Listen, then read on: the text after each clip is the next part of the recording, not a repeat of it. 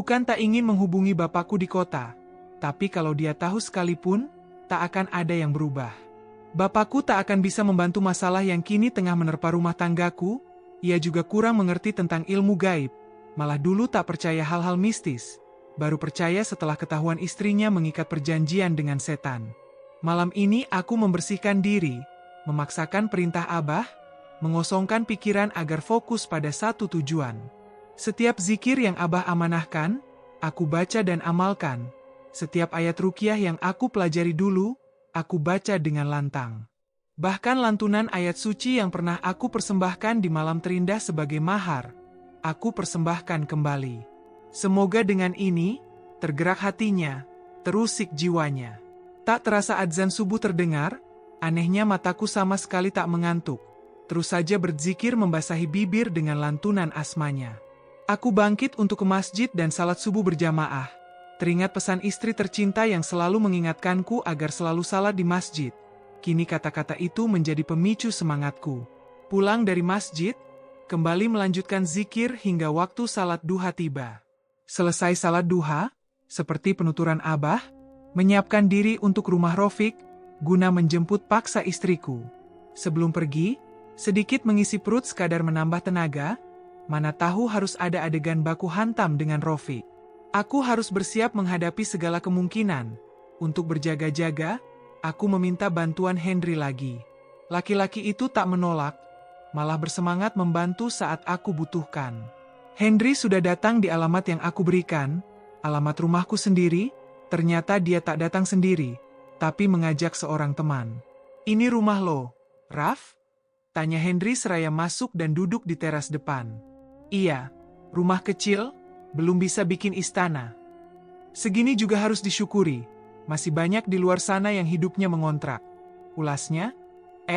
Ada apa lagi ini?" Henry belum aku kabarkan tentang niatku ke rumah Rofik. Hanya memintanya datang karena aku sangat butuh bantuannya. Istri gua kabur lagi ke rumah laki-laki itu. Sudah 3 hari. Edan tuh orang. Sampai sekarang istri lo masih kena sihir laki-laki itu? Kenapa lo baru ngomong? "Maaf, Hen, gua kalut, gak bisa mikir." "Ya udah, cabutlah sekarang. Kita hajar dia habis-habisan." "Tapi gua masih mikir gimana kalau lo terlibat jika ambil risiko ini? Gua bimbang lo juga kena imbasnya kalau sampai kenapa-napa."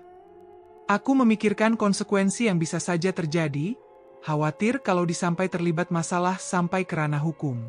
"Tenanglah, gak usah pedulikan itu. Gua ini dulu rutin keluar masuk sel, gak bakal lama kok. Apalagi cuma kasus hajar-menghajar, dulu polisi juga udah bosan lihat muka gua.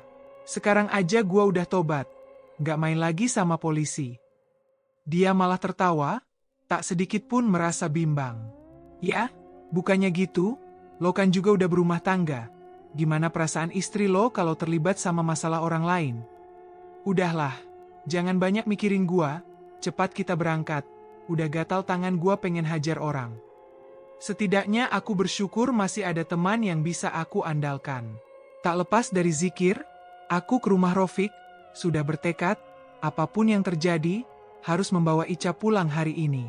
Tak ada salam ataupun ketukan pintu dengan sopan, Henry langsung menendang pintu rumah Rofik dengan kasar. Kesal dan marah sudah terkumpul sejak tadi. Gatal ingin memberi pelajaran pada Rofik. "Keluar bangsat!" teriak Henry ketika pintu tak kunjung ada yang membuka. Ini bukan di film. Mana mungkin pintu rumah yang kokoh terkunci bisa terbuka jika hanya tendangan kaki. Tak lama pintu rumah terbuka, seorang perempuan muda keluar membuka pintu. Sepertinya itu kakak Rofik yang aku temui waktu datang ke sini. "Apa-apaan ini? Main tendang pintu rumah orang. Kalian gak punya sopan santun. Hah?" Kakak Rofik meradang dengan 2 bola mata yang bulat besar. "Mana laki-laki jahanam itu? Suruh dia keluar," tukas Henry. "Siapa yang jahanam? Kalian itu yang jahanam? Datang ke rumah orang gak pakai akhlak." Tante, bicara soal akhlak. Laki-laki yang ada di rumah ini lebih gak berakhlak. Bawa kabur bini orang. Suruh dia keluar." "Apa? Tante kamu bilang?" Kakak Rofik tak terima.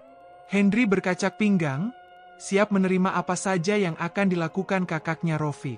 Tangan perempuan itu terangkat hendak memukul, tapi tak berani, hanya mengambang di udara, maju mundur. Kami datang ke sini baik-baik, tolong kerjasamanya, suruh Rofik bawa Ica keluar. Pintaku baik-baik. Ada apa ini? Berisik banget. Ibu Rofik muncul, mungkin mendengar kegaduhan, tapi Rofik dan Ica belum terlihat. Gak tahu nih, Bu, orang resek, datang-datang bikin ribut. Tuh kalau nggak salah, dia ini yang selingkuh sama Ica dulu, kan? Kakak Rofik mencebik.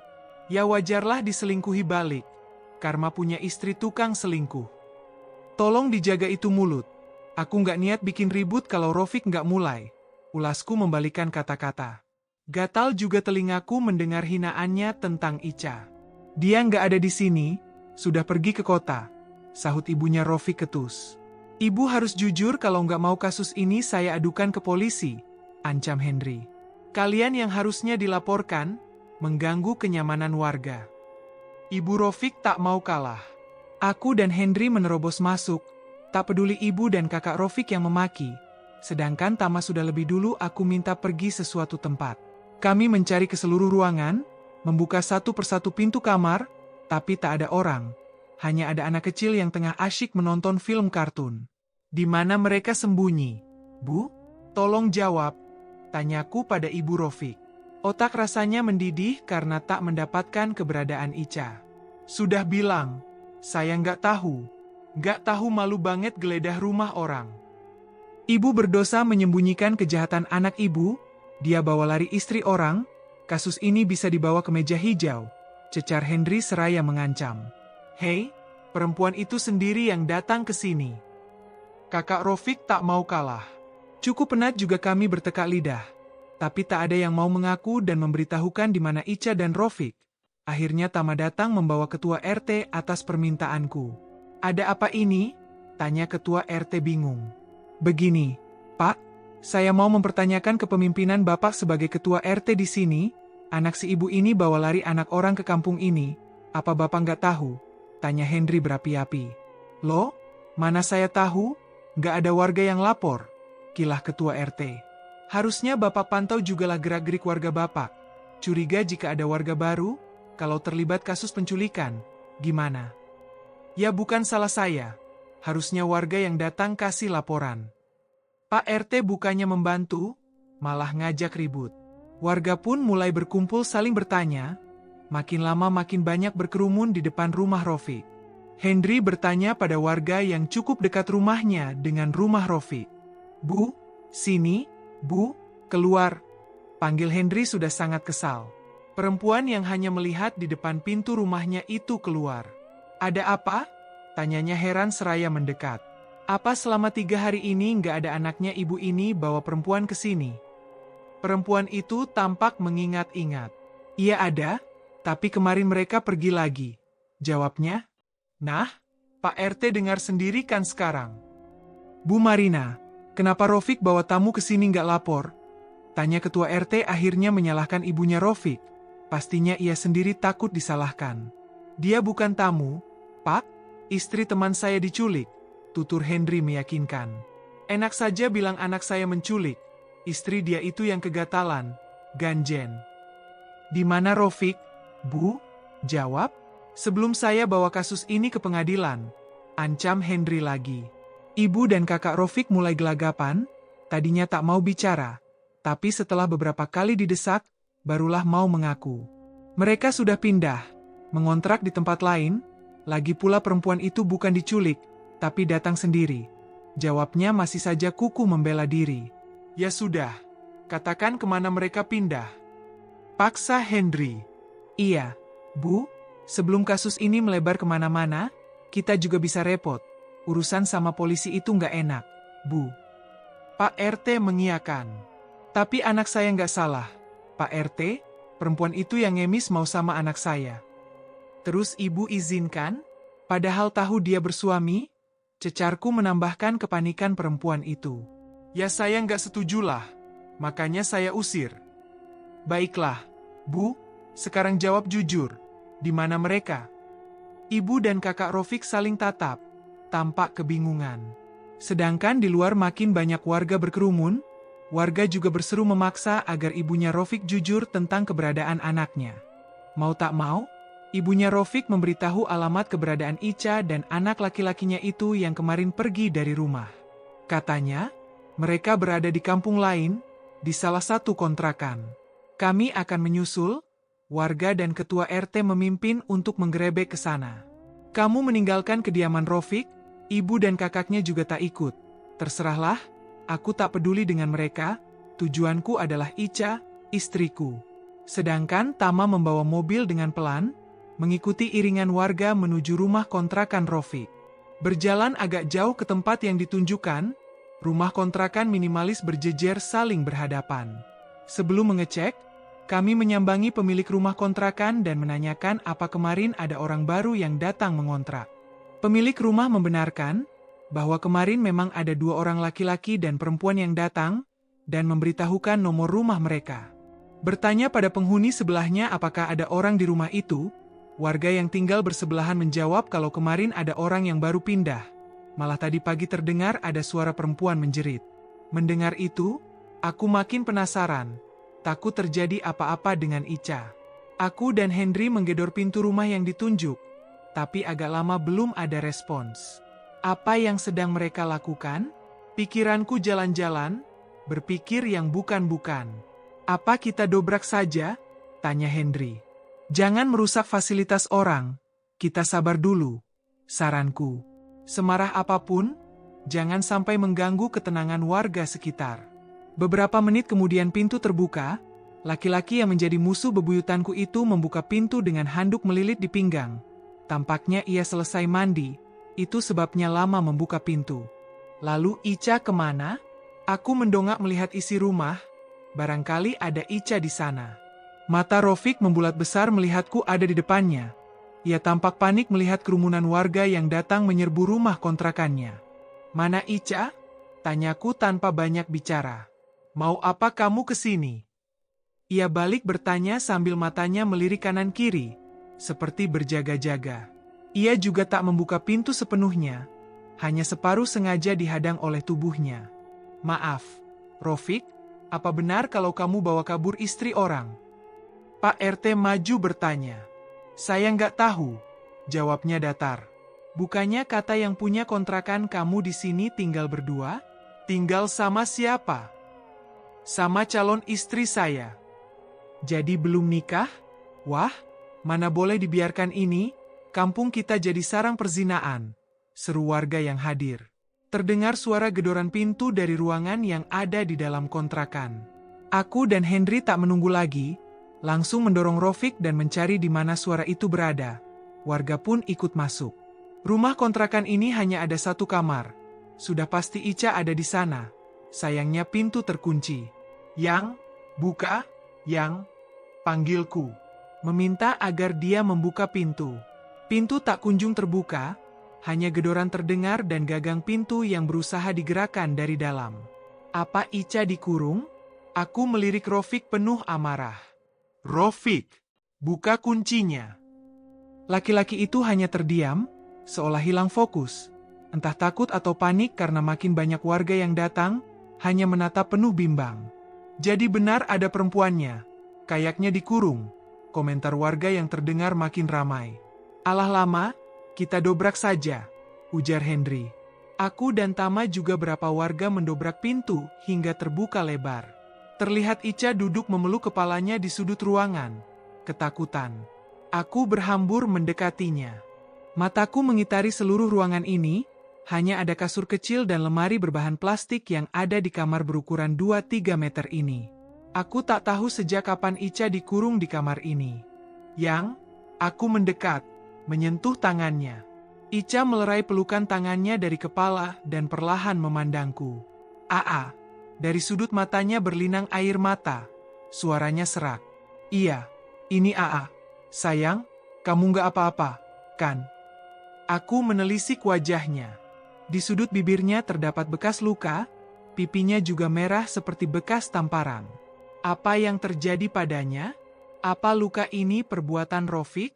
Belum sempat bertanya, Ica berhambur ke pelukanku dengan kuat, hingga aku terjengkang terlentang ke belakang dan tubuhku ditindih olehnya. Terdengar suara tangisan yang kuat dengan tubuhnya yang berguncang. Yang, wajah yang kini di atas tubuhku, pelan kuangkat. Ica sudah tak beringas seperti waktu itu, matanya tampak sayu, penuh ketakutan. Tak bicara apa-apa, Ica kembali memeluk dan terus menangis. Yang, kamu sudah sadar. Seakan tak percaya dengan apa yang terjadi, aku menatapnya lagi. Tangisannya semakin terseduh, aku memeluknya kembali, tanpa menghiraukan suara orang ramai dan riuh. Entah apa yang terjadi di luar. Aku memintanya bangun, dan kami duduk berhadapan.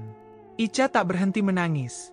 Wajahnya menunduk, jika begini, yang ada hanya ingin memeluk memberi ketenangan. Jangan takut, ada AA, kita pulang, ya. Ica begitu ketakutan, hingga pelukannya sulit kulepas. Cepat aku menggendongnya, kepalanya menyusup di pundakku, dengan tangan melingkar erat, membawanya keluar dari kamar itu. Gak adil kalau cuma satu orang yang dihukum, yang zina kan berdua. Keluar kamar, aku mendengar seruan warga yang ribut bertengkar. Iya, kita arak saja mereka keliling kampung, biar kapok. Setuju, mencemari nama baik kampung ini saja.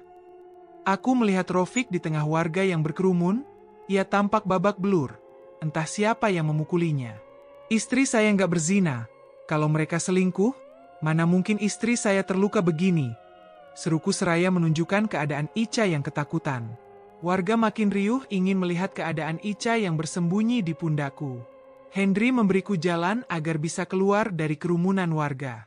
Membawa Ica keluar dari kontrakan itu lebih dulu, meminta Hendri dan Tama agar menjelaskan pada warga tentang masalah ini. Aku tak bisa membiarkan Ica yang sangat ketakutan terlalu lama berada di sini. Lo masuk ke mobil duluan, biar gua sama Tama di sini. Aku angguk dan segera membawa Ica menjauh dari kerumunan, masuk ke dalam mobil. Gak usah takut, Yang, kita aman. Aku melerai pelukan ketika kami berada di dalam mobil. Masih diliputi rasa tak percaya. Apa benar istriku ini sudah sadar? Ica tak bicara, ia memeluk lagi sambil meraung. Tangisannya terdengar kuat, tangannya terasa meremas baju bagian punggungku.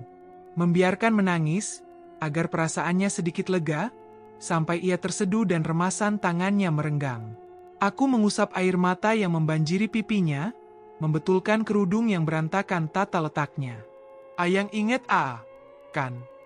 Ica angguk, masih sambil terseduh dengan sisa-sisa isakan. Sejak kapan? Ia tak menjawab, hanya terseduh sedangkan bahu yang masih berguncang. Ya udah nggak tanya dulu, sini peluk. Aku memangkunya, ia duduk di pangkuanku dengan tangan melingkar di leher. Pelukannya makin kuat mengikat. Napasnya hangat meniup leherku. Aku bersyukur, ini benar-benar istriku. Ia sudah sadar. Tak akan bertanya dulu apa yang terjadi dan kapan juga bagaimana ia bisa sadar. Terpenting saat ini ia kembali ke pelukan.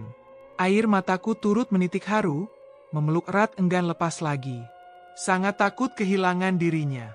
Perlahan ia mendorong tubuhnya, menyisakan jarak berapa senti, masih dengan sisa isakan, ia menatapku.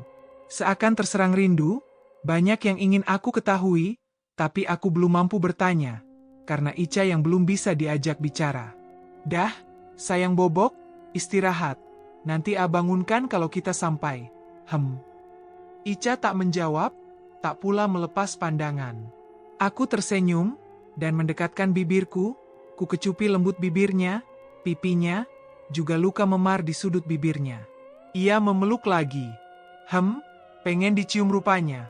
Aku tersenyum sendiri. Mengusap punggungnya lembut, kuciumi telinganya dengan mesra. Membiarkannya bersandar dan beristirahat. Au, sesak, Yang. Ica memeluk sangat kuat, seperti orang greget. Ia melepas pelukan dan memandangku lagi. Canggung rasanya, karena dia masih sulit diajak komunikasi, hanya bahasa isyarat yang belum aku mengerti. Kenapa? Kulus kepalanya. Ica masih bisu dengan tatapannya yang misterius. Kedipan matanya terlihat lemah. Apa yang tengah ia pikirkan? Aku bisa gila menatapnya lama-lama. Sudah tahu rinduku menggunung padanya. Seolah hilang kesadaran, Aku melumat bibirnya yang terus saja diam. Hanyut dalam gejolak rindu yang membuncah, ia sendiri tak menolak, membiarkan saja aku memanjanya. Salah sendiri main tatap-tatapan, ngomong kagak, apa kagak, ya terpancing jugalah hasrat yang sudah lama terpendam. Tak terbayang andai mobil ini milikku, pasti yang baca sudah tahu apa yang akan terjadi. Fiuh, untungnya milik Henry, jadi tak ada adegan main di mobil. Main apa? Petak umpet? Tiba-tiba pintu mobil ada yang membuka. Karena memang tak dikunci, tapi tak lama tertutup kembali. Bodoh amatlah, aku tak peduli, yang jelas aku ingin melepas rindu. Matanya masih terpejam saat ciuman terlerai. Senyumku makin merekah, luka hati yang tadi terasa mengiris, kini lenyap seketika. Ada yang sakit, yang? Tanyaku seraya mengusap bibirnya yang basah akibat ulahku. Merasa bersalah karena tak sabar telah menjelajah. Khawatir kelakuanku tadi menyakitinya.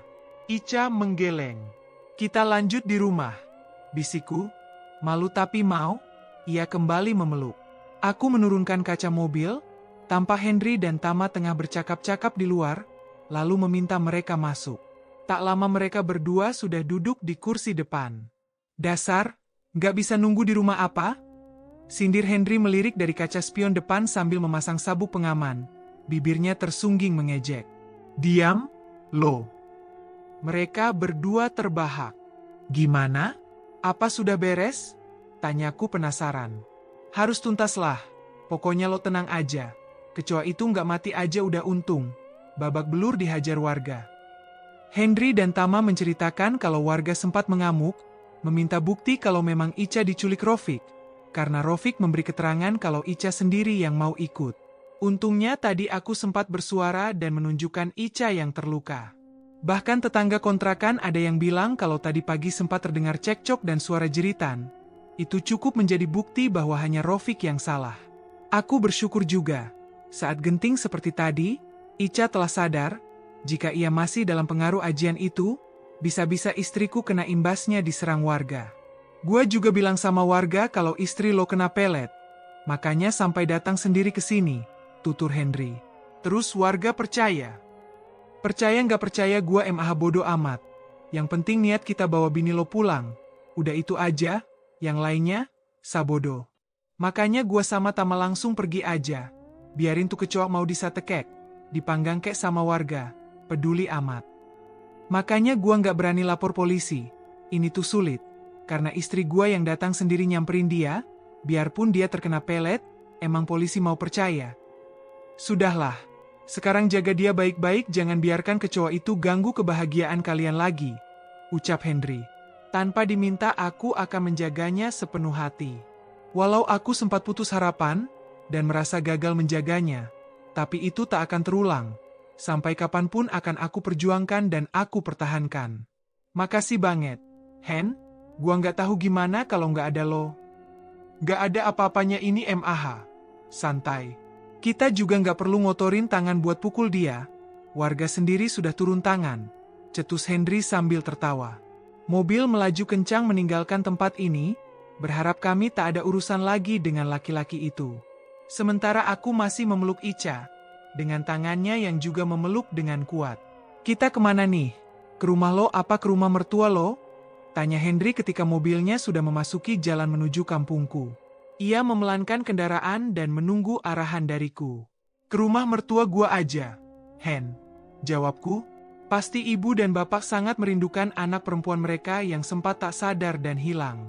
Terlebih, aku merasa bersalah sudah mengecewakan mereka. Gua kira udah ngebet mau langsung pulang. Usiknya kemudian sambil melirik dari kaca depan. Istri gua masih sakit kali, Pak Ansilo. Sanggahku menolak pikiran ngeres Henry, tapi dalam hati tak menampik ucapan laki-laki itu, karena memang benar begitu adanya, pastinya pikiranku bisa ditebak olehnya disebabkan melihat tingkahku. Elah, kura-kura, tadi tuh apaan? Dia tertawa. Itu apa? Emang lo lihat? Aku pura-pura tak tahu seraya senyum-senyum sendiri. Mata gua masih dua. Raf, mana mobil nggak dikunci? Teledor banget. Sindirnya lagi sambil terkekeh. Itu, hanya rindu. Kilahku sambil mengusap punggung Ica. Ia juga pasti malu terkena usikan teman-temanku. dapat kurasa dari tangannya yang makin menguatkan pelukan. Kayaknya harus kuat nanah tuh, gara-gara pemanasan yang tertunda. Tama ikut menimpali. Mereka terus saja menertawakan kelakuanku sebentar tadi. Kayak nggak ngerti aja, wajarlah udah lama nggak ketemu. Cetusku. Ngerti ngerti, tapi gua hare udah aang. Tama terbahak. Gara-gara kejadian di mobil tadi, aku jadi bahan bulan-bulanan Henry dan Tama. Mereka terus saja mengusik sampai aku tak bisa menahan tawa. Bibir terus saja tersungging akibat ulah mereka. TM, lo jangan kelamaan ngejomblo. Bisa-bisa gaya lo lebih parah dari si Rafka kalau ketemu cewek. Usikan Henry beralih pada Tama. Gua status aja jomblo, cewek banyak, jadi nggak pernah memendam rindu. Seloroh Tama. Bilang aja dah, lo pada sirik lihat keromantisan gua. Tandasku menampik selorohan mereka. Dalam mobil makin terdengar riuh dengan tawa dan canda membahas kekonyolan dan usikan mereka. Jujur saja, memang rasa rinduku pada Ica sudah tak terbendung. Inginnya segera menghabiskan waktu berdua saja, bercerita dan bercanda. Akan tetapi, orang tua Ica saat ini lebih penting. Dari 2 hari lalu mereka sangat kecewa dengan keputusanku. Maka ini waktu yang tepat untuk mengembalikan kepercayaannya mereka pada menantunya ini. Mobil diparkir dekat persimpangan. Karena memang rumah mertua harus melewati jalan tanah yang cuma bisa dilalui motor. Harus berjalan beberapa menit untuk sampai di sana. Kami turun dari mobil, dan berjalan beriringan sambil mengobrol ringan. Sedangkan Ica tak lepas dari gendongan. Rumah mertua tampak sepi. Hanya ada beberapa anak tetangga yang lalu lalang main lari-lari. Mungkin mertuaku pergi ke ladang, karena rumahnya juga dikunci. Aku meminta Tama dan Henry agar duduk menunggu di amben, mendudukan Ica juga di sana. Melirik jam di pergelangan, sudah hampir pukul 1 siang. Pasti tak lama lagi orang tua istriku pulang dari sawah. Benar saja, beberapa menit menunggu, rentang-rentang ibu dan bapak mertua juga diar pulang. Gerakan mereka makin cepat memburu ke arah kami. Ketika sampai seolah tak percaya, mereka semakin mendekat. Seperti tak percaya melihat anaknya datang, ibu melempar semua barang bawaannya dari sawah. Teteh. Ibu langsung memeluk Ica sambil menangis. Ya Allah, anak ibu, kamu nggak apa-apakan, nak. Bapak juga menghampiri Ica, mengelus kepalanya. Alhamdulillah, anak bapak akhirnya pulang, ulas bapak. Untuk beberapa waktu tak ada yang berkata-kata, hanya menyaksikan pertemuan seorang anak dan orang tuanya, suasana berubah penuh haru. Ibu berkali menciumi Ica, meraba tubuh Ica untuk memastikan keadaannya. Lalu beralih memandang wajah Ica yang kusut dan terdapat luka. Ibu menangis lagi saat melihat ada yang tak beres dengan wajah putrinya. Bapak beralih melihatku dan mendekat, berdiri sejajar. Aku gelisah. Apa bapak akan marah padaku gara-gara sikapku waktu itu? Kapan kamu jemput si Neng? Rafka? Tanya bapak. Binar wajahnya tampak bahagia. Aku dapat merasakan kebahagiaan itu, karena perasaan kami pastinya sama. Tadi pagi, Pak. Alhamdulillah, ternyata Ica waktu aku jemput. Ica sudah sadar. Jawabku semringah. Lega karena tak ada tanda kemarahan di raut wajah mertuaku itu. Aku tahu beliau bijaksana, maka tak salah aku menikahi putrinya. Syukurlah, nanti saja bahas soal si Neng. Bapak menepuk lenganku, lalu mengalihkan pandangan melirik pada Henry dan Tama seraya sedikit menganggukkan kepala tanda menyapa. Henry dan Tama mendekati mertua dan menyalami tangannya dan bertanya basa-basi. Setelah berterima kasih, Bapak minta kami melanjutkan ngobrol dan meminta membahas soal Ica nanti saja. Istriku harus tenang dulu. Bapak juga berterima kasih untuk kedua kalinya Henry menolong anaknya. Bawa si Neng masuk dulu, biar dia istirahat, titah Bapak. Aku menggendongnya dan membawa masuk setelah ibu membuka kunci rumah, membaringkan istriku di ruang tengah. Ibu datang dari dapur membawa secawan teh hangat dan meminumkannya pada Ica. Ibu khawatir sama kamu, Teh. Tiap hari ibu nangis ingat kamu. Sampai takut kamu gak akan pulang, lirih ibu. Ica meraih tangan ibu dan menciumnya. Maaf, Bu. Suara Ica sangat pelan. Aku keluar dulu, Bu. Gak enak teman-teman nunggu. Izinku, ingin membiarkan mereka selepas rindu. Hendak bangkit menemui Henry dan Tama yang masih ada di amben, Ica memegang tanganku dengan wajah mengiba, mungkin meminta agar aku tak meninggalkannya.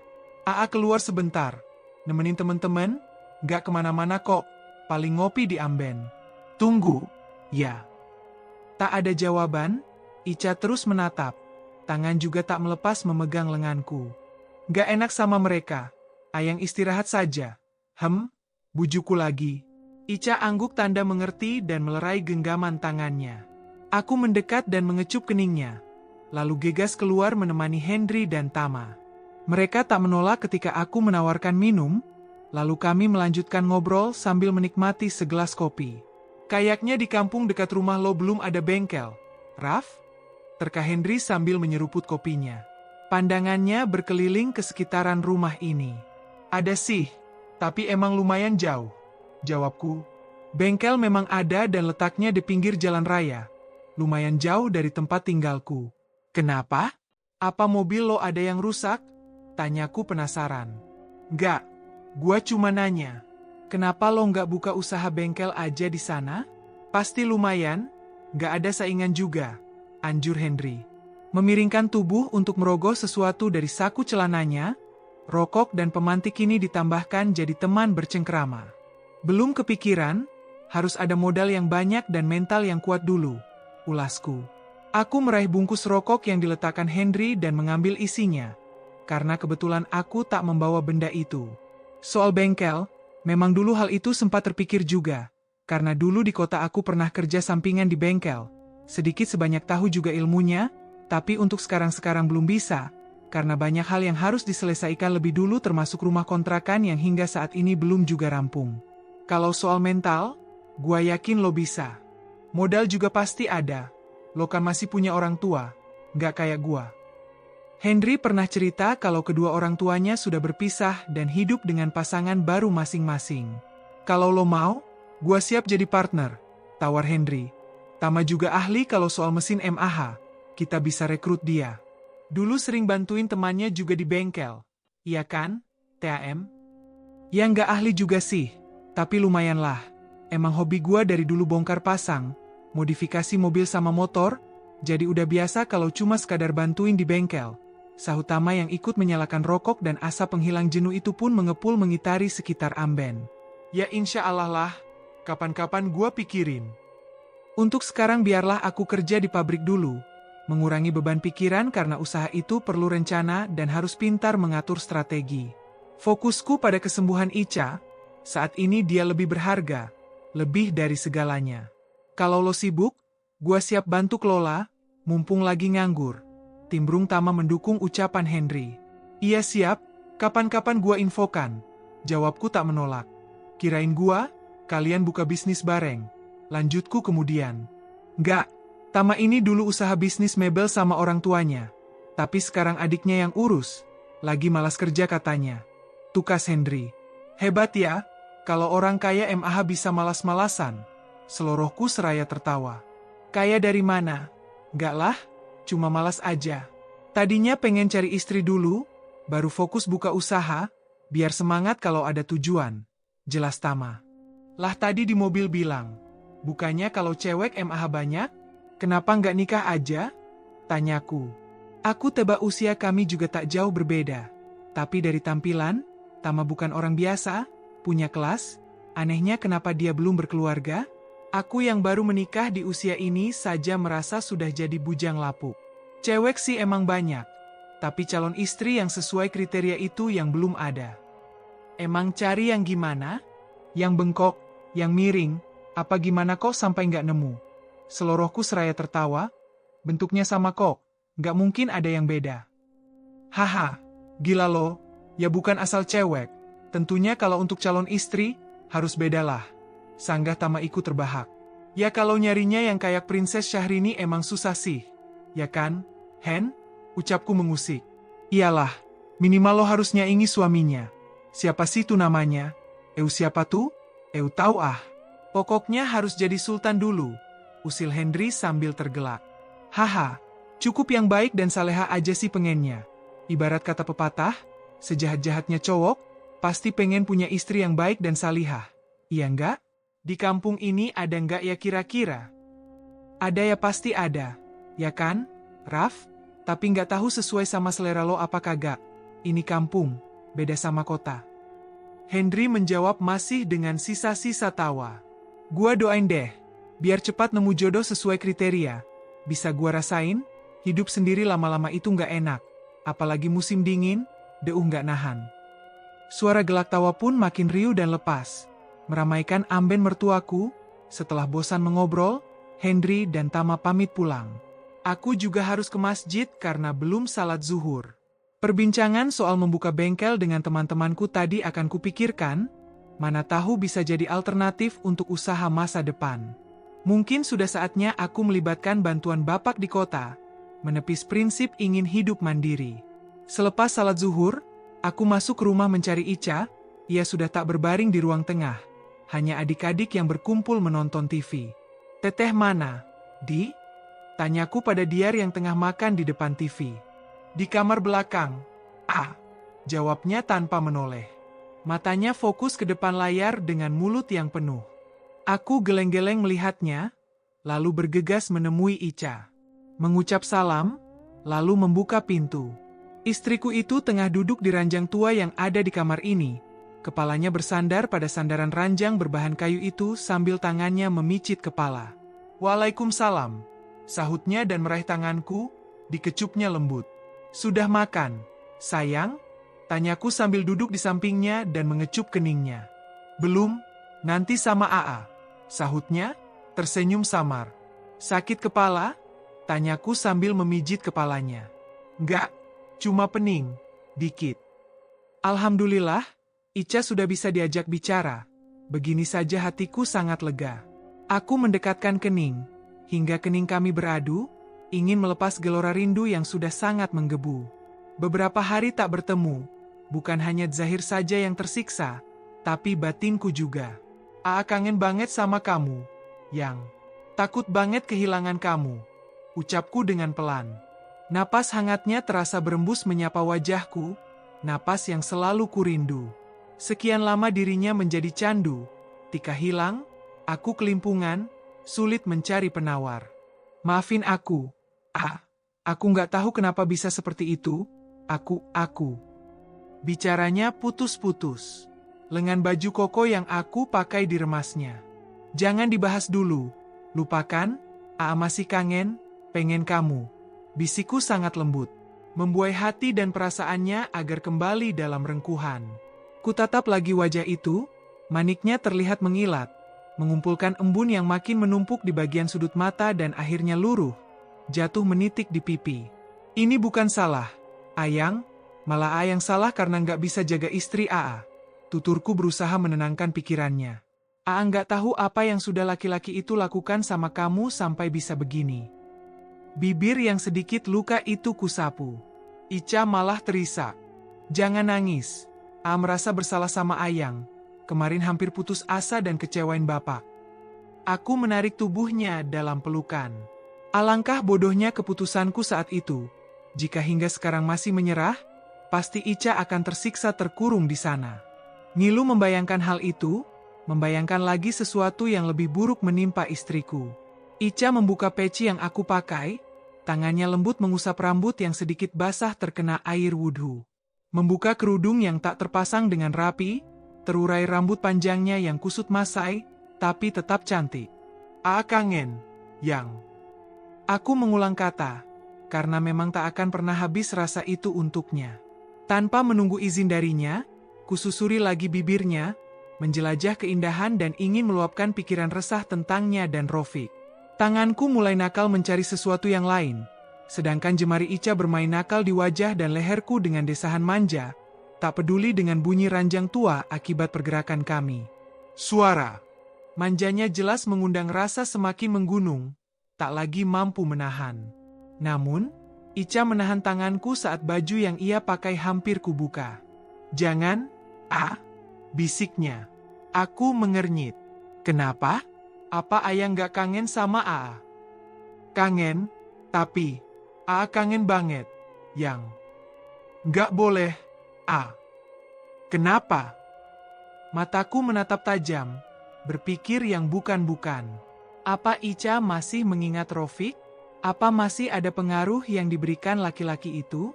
Masih datang bulan, tuturnya sambil menggigit bibir. Aku tersenyum. Malah pikiranku tenang. Pastinya selama bersama Rofik, tak ada yang terjadi. Aku masih yakin, Ica terjaga dari kejahatan seperti itu. Gak apa-apa, ini aja. Aku mengusap lembut bibirnya dan kembali bermain peran seperti seorang pangeran yang memanja seorang putri. Suara deritan ranjang tak menjadi penghalang, menikmati kebersamaan manis bersamanya. Dalam Islam, ada aturan suami istri masih bisa menunaikan hasrat saat istri halangan. Keduanya bisa saling memuaskan tanpa harus melanggar batasan. Jangan ada kontak fisik antara pasangan dari pinggang ke bawah. Melepas baju istri tercinta, mengecup setiap incinya, jujur saja aku sangat rindu. Ica juga tak menolak saat aku memintanya melakukan sesuatu untukku. Katanya itu pertama kali baginya, memuaskan suami dengan cara lain. Ia agak canggung dan polos, tapi tak menolak. Meski keadaannya belum sembuh, bisa saja ada rasa sakit di beberapa bagian tubuh istriku ini, tapi ia tak mengeluh, melayani hingga aku terpuaskan dengan caranya. Sudah? Tanyanya setelah beberapa lama mempersembahkan permainan. Sudah, makasih. Aku mengulum kembali bibir itu, berkatnya rindu itu terbayar biarpun tak sepenuhnya. Teteh? Ada suara deheman terdengar dari luar kamar. Aku dan Ica saling tatap lalu tertawa kecil dan melerai pelukan. Duduk berdampingan di tepi ranjang sambil salah tingkah. Saling tatap lalu tersenyum. Elah, seperti orang baru pacaran. Neng, makan dulu, panggil ibu sambil mengetuk pintu. Pasti mertuaku berpikir yang lain-lain, istrinya masih sakit, main garap saja. Tapi memang nyatanya iya. Iya, Bu, sahut istriku. Makan dulu, yuk, aku lapar. Ajaknya sedikit merengek sambil mengenakan lagi baju yang aku lepas tadi. Oke, suapin, mau. Aku juga mengambil pakaianku yang sama bertaburan di bawah ranjang. Bersambung.